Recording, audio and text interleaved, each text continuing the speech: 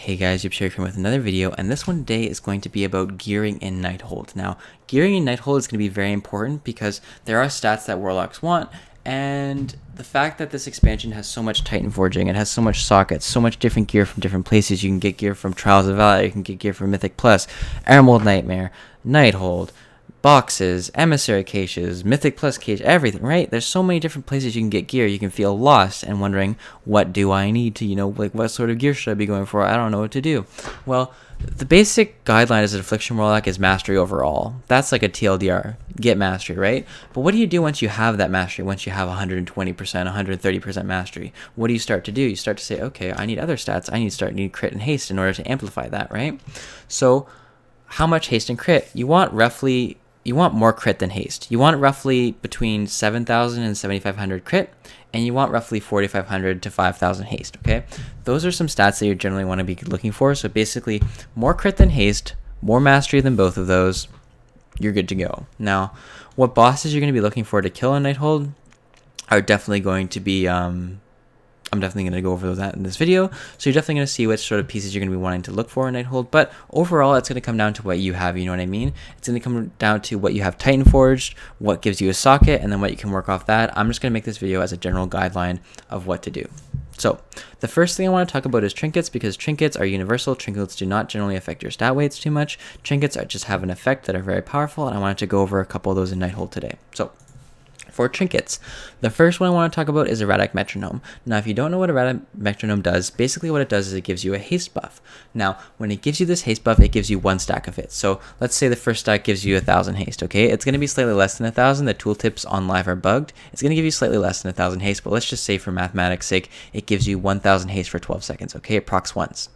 As it ticks down from 12 seconds, it has a chance to proc more times, so you can get 2 or 3 buffs within those 12 seconds. Now, when it does proc, it doesn't reset the duration, it just keeps counting down to 0, and it adds it up. So let's say, you're 7 seconds in, you get 2 procs, all of a sudden you're at 3,000 haste for the last, 7 seconds, 5 seconds of the buff, or whatever it is. So that's how this trinket works. It's really good. It's probably about equivalent to a mastery stat stick of similar item levels if you need something to compare it to. But overall, this trinket is definitely going to be a desirable one to get in Nighthold. It's definitely going to be a powerful one. If this does roll high for me, I am definitely going to want it. And so yeah, this is definitely one of the trinkets you're going to be looking to go for in Nighthold. The second trinket that you're going to want to be going for in Nighthold is going to be the Forbidden Grimoire. And the reason you're going to want to go for this trinket is going to be because it's a really good AoE DPS trinket. When there's a bunch of little adds and you're able to send an Orb of Destruction onto them, and the orb deals around 400,000 damage to the center of most mobs and a little bit less to the ones on the outside of that, it's just crazy, right? Like if there's 5 or 6 mobs and you're able to deal this 400,000 DPS every minute or whatever to each of them, it's going to be very, very powerful on a 1-minute cooldown. So any sort of fight where there's a lot of ad spawning and there's ad spawning every single minute, this is definitely going to be one of the trinkets that you're going to want to go for. The last trinket I want to talk about is Whispers in the Dark. Now, what this trinket does is it increases your casting speed for 12 seconds. The PTR is different than this, but the PTR is accurate. The live version is currently bugged. What it does is it increases your spell haste by 41% for 12 seconds, and then after that, decreases your spell haste by 14% for 8 seconds. And what this means is it makes your dots tick faster by 41%, like by basically, it almost basically doubles it, your dot tick rate. Well, it doesn't double it, but it makes it tick 40% faster for the duration of the trinket proc. So your UAs are going to be super quick on the target, your corruption's ticking faster, your agony's ticking faster, your siphon life's ticking faster for those 12 seconds, and then after that you have this slight decrease. So the way that you use this trinket is you save a few reaps for the proc, you get the proc, you dump some UAs, you reap, you do a crap load of damage for that window, and then after that window is over, you have that slight diminishing return for those 8 seconds. Now, those 8 seconds, you're not doing damage anyways, you're not casting UAs, you're not doing anything like that, so it's actually a good DPS increase for those 8 seconds. Or for those 12 seconds. Trinket's very, very powerful. Definitely something you want to get your hands on. But overall, the trinkets in Nighthold are relatively lackluster for affliction. The other ones are not very powerful, but if you get Whispers in the Dark and Erratic Metronome, you're going to be in a good spot. They're definitely better than any of the other trinkets in the current raid tiers, except for the stat sticks off of Helia. The Helia stat sticks are still going to be very, very strong. They're going to be really powerful, and they're definitely going to be wanting to get something to get your hands on. Now, after talking about trinkets, I just want to quickly go into the tier pieces. The tier pieces that you're going to want to be getting for Nighthold is going to be basically whatever you can get because the set bonus is so powerful. But as a general guideline, you're going to want to go for the helmet, the cape, the chest, and the boots. And the shoulders and the gloves, since on PTR they have versatility on them, you're going to want to be using your own. Now, I will go for a slightly different version because I do have the legendary helm. I'll probably be picking up the shoulders along with the chest, the back, and the legs. But it's going to come down to what you can get and what you want to use. So basically, the tier pieces, just get whatever you want. It's going to do good for you. It's going to have the effect as anyone else. The stats aren't really going to matter. Basically, what I'm saying is work your other gear around the stats that you need.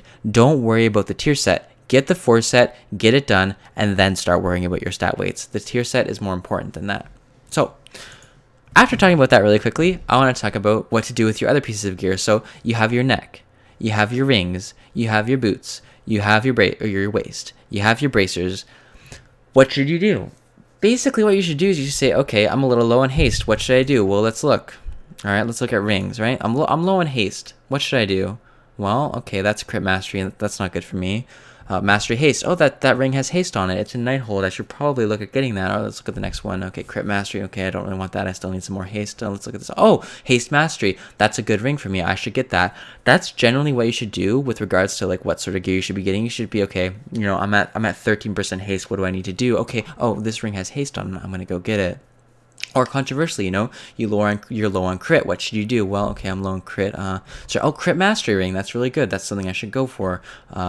Mastery crit. That's the other ring I should go for. Oh, I should get these 2 rings. I should ignore the haste ones. And that's how you want to go about gearing for Nighthold, even with regards to the belt, right? Haste mastery. Okay, if I'm gonna need a haste, I'll go for this one.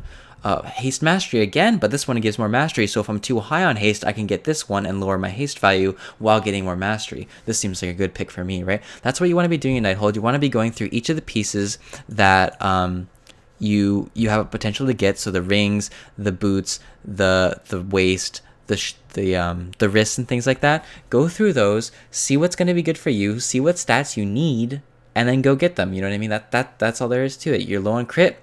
There's a crit piece in here for you. Go get it, okay? And the last thing I want to touch on this video is going to be the relics. So for relics, the relics that you're going to want to get from here is going to be the Breath of Dusk. This is the best relic for you. It's going to be a Shadow Perdition relic. So as long as you reach at least 17% crit, this is going to be the BIS relic for Nighthold for the most part. The reason is going to be because it has the best chance to roll at a high item level, as well as the trait is extremely powerful on single target and multi-target. This relic is definitely going to be the one for you to go for in Nighthold. The other one that you could get is the Phial of Fellblood for your blood relic. However, I would recommend getting the relic from Mythic Helia over this relic, as agony damage is not as important. So that covers this video. That covers gearing for Nighthold. I basically went into depth about trinkets and then talked about what you should do aside from trinkets. You know, set pieces don't really matter. Work your other stats around them. And then once you do have to work your other stats around those set pieces, you know, look at rings, look at your boots, look at your waist and things like that. So hope you guys enjoyed this video about gearing for Nighthold. Yeah, that's about it. Also, I do have a Twitch, and nobody knew, but I don't know if anyone knew or didn't know or whatever, but I do have a Twitch. I do stream there sometimes. I'll probably be streaming a lot of Nighthold content. I stream Mythic Pluses on occasion and things like that. So if you ever want to come there, hang out, ask me questions, I do respond to all the questions on Twitch. So if I haven't been able to respond to you in-game or on YouTube, you can definitely come to my Twitch when I'm streaming. I will read what you're saying, and I will respond 100%. So it's a way to get me there when I'm live and things like that. Also, I'll post my Twitter below. If you want to DM me on Twitter, if you want to retweet at me or something like that, you can go ahead and do that. I'll respond to you. And so yeah, thanks for watching this video. Hope you guys enjoyed it. I will be coming with one more video today about something else about Nighthold, so hope you guys like that, and I'll see you guys later.